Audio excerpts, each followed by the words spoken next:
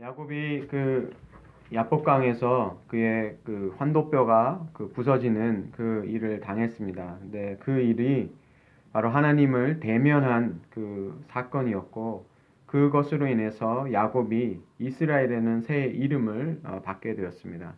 바로 그것이 하나님이 야곱에게 준 축복이라고 우리가 볼 수 있습니다. 하나님께서 축복하신 것이 바로 야곱이 이스라엘이 된 것입니다. 그가 하나님을 대면하고도 죽지 않은 것, 그것이 바로 야곱이 복받은 것이고, 또 야곱이 그 하나님을 대하여서 이겼다라고 하는 것은 바로 하나님을 보고도 죽지 않고 살아남은 것, 그것을 하나님을 대면하여 이겼다라고 우리가 볼 수 있습니다.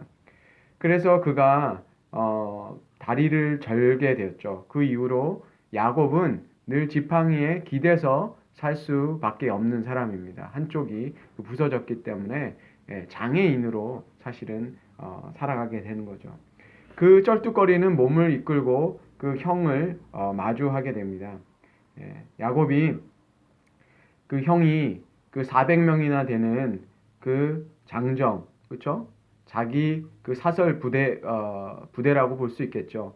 그런 사람들이 이끌고 왔으니 얼마나 그 장면이 좀 무서웠겠습니까?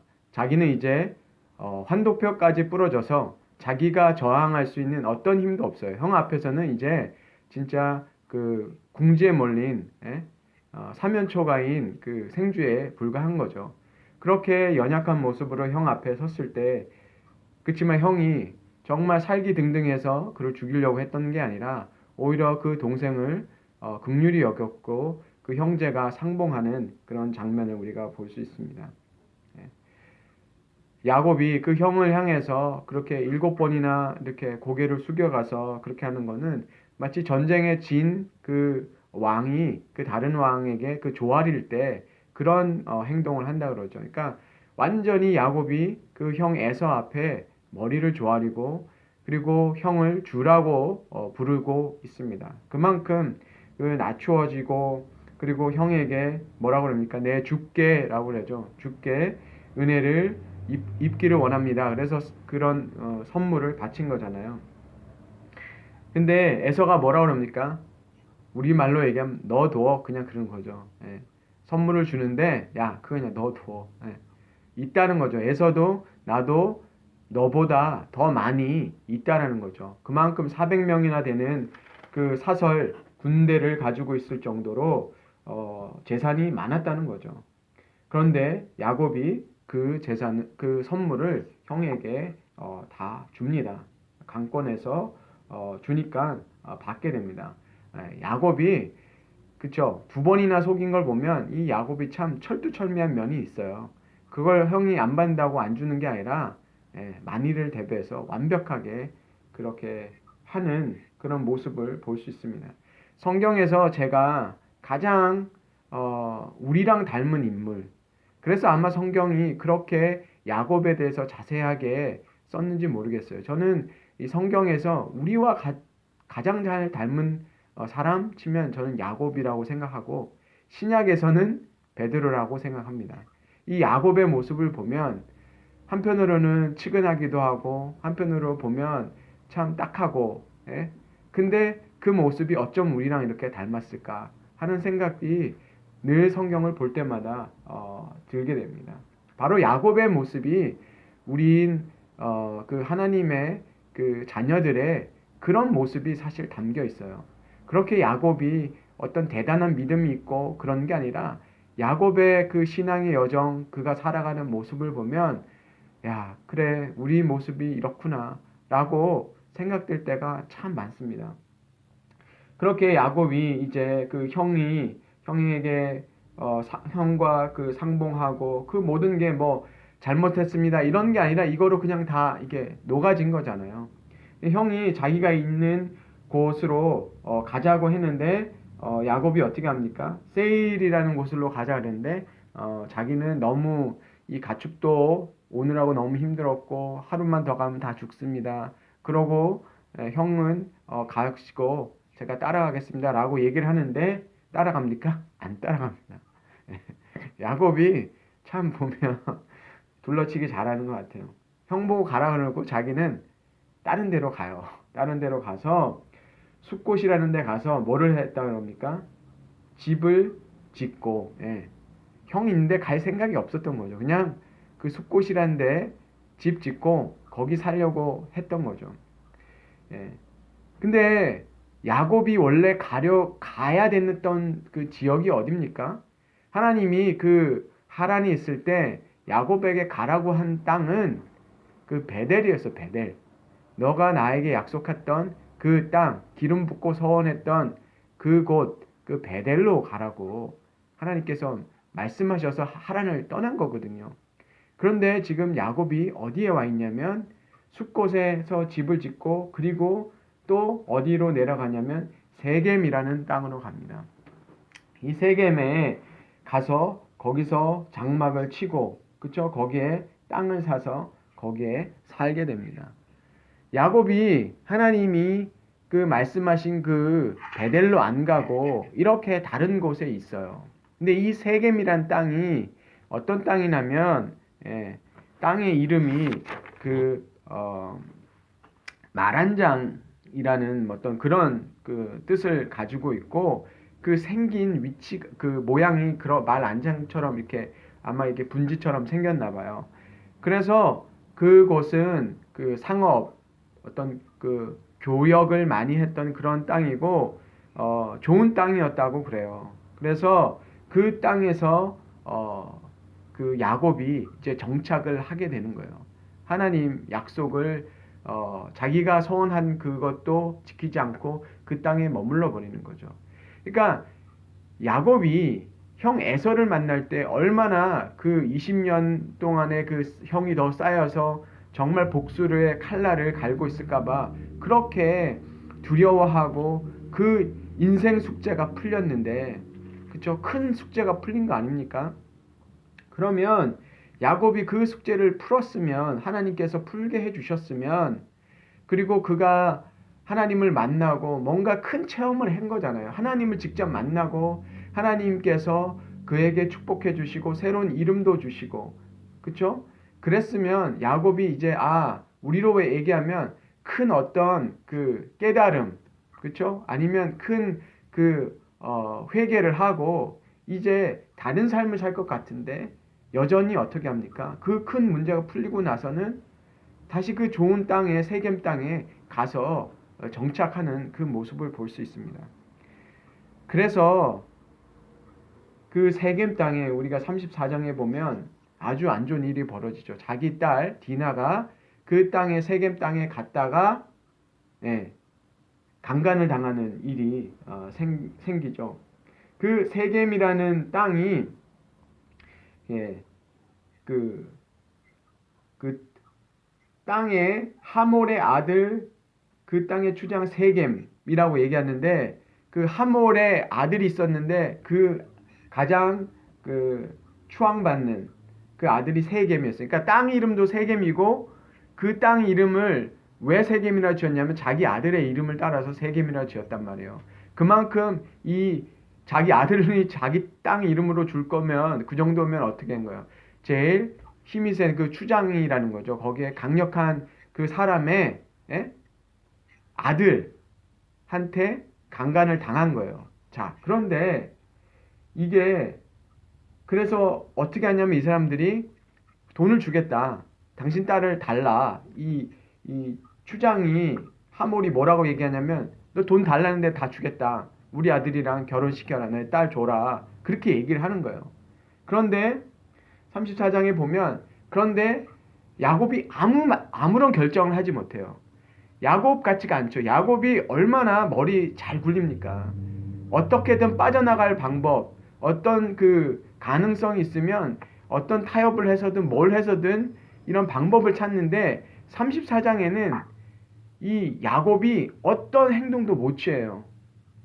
그러니까 어떻게 하냐면 이 야곱의 아들들이 야 니네 할례 안 받았는데 우리는 할례 받은 애들 아닌 애들한테는 절대 동생을 줄 수 없다. 그러니까 어떻게 합니까? 너네 할례 받아. 그랬더니 그래? 그러면 그렇게 하겠다 하고 그 사람들이 할례를 받는데 이 사람들이 그렇게 하는 이유 중에 하나가 야곱의 가축과 재산이 많으니까 우리가 결혼을 하면 야 쟤네 재산 다 우리 거 할 수 있어. 우리가 다 먹을 수 있어. 그렇죠? 이 디나라는 여자애도 자기들이 세겜이 아내로 맞을 수도 있고 그리고 그 재산도 우리가 다 차지할 수 있으니까 나쁜 딜이 아니다. 그래서 이 세겜 땅에 있는 사람들이 이게 24장에 보면 성문으로 출입하는 모든 남자가 할례를 받았나 이렇게 얘기하거든요. 그러니까 세겜 땅에 있는 모든 사람들이 다 할례를 받았다는 거죠. 그리고 나서 할례를 받으니 그 시대에 이 사람들이 움직일 수가 없어서 다 움직이지 못하고 있을 때 시므온과 레위가 가서 그 사람들을 다 죽여버립니다. 그리고 그 성에 있는 그쵸 양과 소와 나귀와 모든 것을 다 빼앗아 오게 되는 거죠. 시므온과 레위가 누구냐면 디나의 친오빠예요. 우리가 알듯이 야곱이 그쵸? 레아와 라헬 부인이 둘이잖아요. 근데 이 레아에게 난 자식이 그 디나와 그 시므온과 레위예요. 그러니까 다른 형제들은 가만히 있는데 이 시므온하고 레위가 자기 친동생 디나가 그 욕보인 것을 가지고 분노를 해서 지금 이렇게 해서 그 세겜 땅에 있는 남자들 그 사람들 다 죽여버리죠. 움직이지를 못하니까. 그리고 나서 지금 그 세겜 땅에 있는 그 재물도 다 빼앗아 왔죠. 그러니까 야곱이 그때 이제 얘기를 하는 거예요. 어떻게 하려고 그러냐? 이제 가나안 사람들이 나를 어떻게 한다는 거예요? 나를 죽이리니 그러면 나와 내 집이 멸망하리라. 이렇게 얘기해요. 자, 자식들이 그렇게 행동을 취하고 나니까 그때서야 이제 야곱이 얘기합니다. 이제 우리 큰일 났다. 이제 가나안 사람들이 우리를 이제 다 전멸시킬 거다라고 얘기하는데 그때 그 시몬과 레위가 내 동생을 창녀 취급하는 게 그게 맞습니까? 라고 이제 끝이 나거든요. 그런데 이 사건이 벌어진 걸 보면 이게 어떻게 했어야 되는 것이 맞느냐. 이 당시에는 모세가 준 법이 있는 것도 아니고 그런 어려운 상황이에요. 저도 이걸 해봤어요. 내가 야곱이라면 어떻게 했을까 생각을 해봤는데 정말 머리가 아파요. 제가 성경적으로 그러면 이 문제를 어떻게 풀어야 될까라고 생각을 해봤는데 답이 별로 없어요. 이게 마치 야곱이 가만히 있었던 이유가 통밥을 굴려봐도 답이 안 나오는 거예요. 한편으로는 그런 생각도 했을 것 같아요. 야곱이 야 그냥 디나를 줘버리고 화친을 맺어서 그냥 편안히 그냥 이 땅에 누워 살까? 그 생각도 했다가 복수를 하면 어떻게 될까? 그럼 복수를 어떻게 하지? 그렇게 하면 우리가 싸워서 얘네들이 이길 수 있을까? 그 겁 많은 야곱이 전쟁을 하겠습니까? 이러지도 못하고 저러지도 못하고 제가 이거를 답을 찾아보려고 여러 가지를 했는데 뭐 구약법에 변상을 받아가지고 뭐 그렇게 하는데 그거로 그 문제가 풀릴 것 같지도 않고 가만히 생각해 보니까 야 나처럼 야곱이 머리 열심히 굴려봤는데 답이 안 나오고 그냥 시간만 가고 있는데 그러니까 아들들이 나서서 지금 그렇게 해서 이렇게 일이 벌어지는 거예요. 그러면 이렇게 생각을 해봤어요. 원래 야곱이 이 문제가 왜 일어났을까 어떻게 풀까라고 우리가 생각하지 말고 우리는 늘 일이 벌어지고 나서 생각한단 말이에요. 그러면 풀리지도 않죠.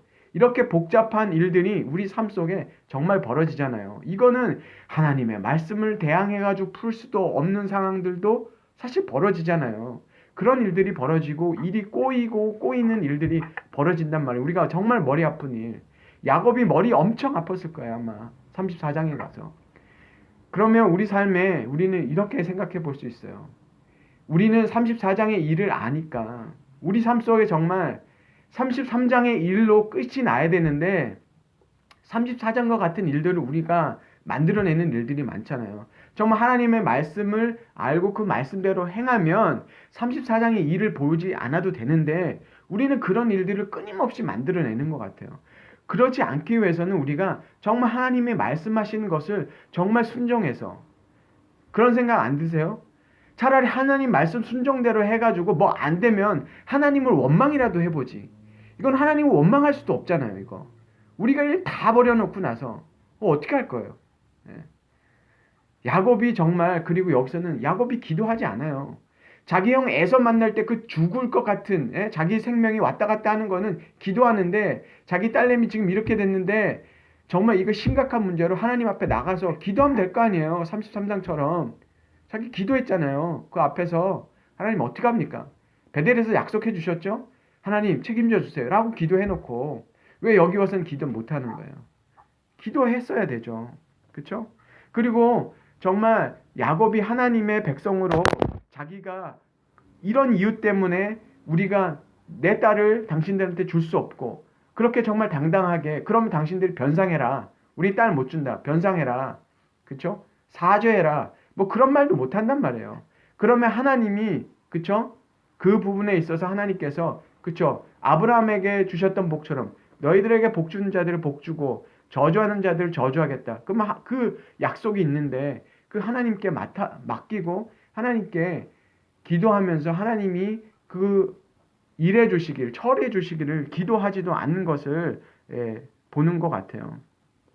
그래서 어려움을 만났을 때 우리가 겪는 문제가 하나님의 뜻을 알고도 행하지 않음으로 인해서 생긴 결과인지도 우리가 한번 생각해 봐야 돼요. 우리가 만나는 모든 어려움들이 우리가 잘못해서 생겼다라고 얘기할 수는 없지만 때로는 우리가 그런 어려움들을 만날 때 그쵸?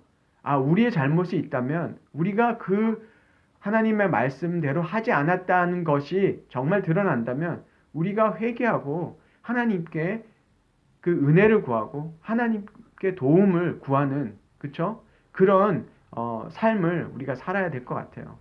야곱처럼 그렇게 하나님께 구하지 않았기 때문에 오히려 더 문제가 더 크게 발생하는 우리 이런 일들을 우리가 겪게 됩니다. 34장을 보면서 33장에서 끝을 내야 되겠구나. 우리 삶에 그런 큰 문제들을 겪었을 때 정말 그 큰 문제 해결하는데 그것에만 우리가 초점을 잡지 말고 정말 문제를 해결해 주셨으면 그 다음에 우리가 해야 될 일이 뭐죠? 이제 문제 풀렸다. 그리고 또 우리가 원하는 방식대로 살아가면 우리는 더 복잡한 문제를 지금 겪게 되잖아요. 야곱이 형 문제 끝나면 이제 생명 문제도 이제 쫓길 두려움도 없게 되지만 어떻게 됩니까? 34장에 이제는 내 목숨 죽는 것뿐만 아니라 누구 것까지요? 내 가족 전체가 죽는 그런 위기, 더 큰 위기예요. 사실은 더 큰 위기가 찾아온 거예요. 나 하나 죽는 거야. 어쩔 수 없지만 내 자식까지 다 죽는 더 큰 어려움에 봉착하잖아요. 그게 바로 우리가 이 야곱의 인생에서 우리가 반복하지 말아야 되는 그런 일이라고 생각합니다. 우리가 34장을 보면서 33장에 정말 야곱이 베델을 향해서 가지 않고 정말 자기가 또 원하는 대로 살아갔을 때 겪은 이 어려움을 보면서 우리가 타산지석으로 삼고 정말 주님 앞에 정말 주님 말씀을 우리가 깨달을 때 그 말씀대로 순종하는 그래서 더 큰 어려움을 겪지 않는 그런 일이 우리 삶에 있었으면 좋겠습니다. 건강을 얻고 나서 오히려 그 건강 때문에 이전에 안 하던 짓 해가지고 더 큰 병 얻는 분들을 본 적이 있습니다. 우리가 그런 일을 겪지 않는 그런 사람들 되기를 원합니다.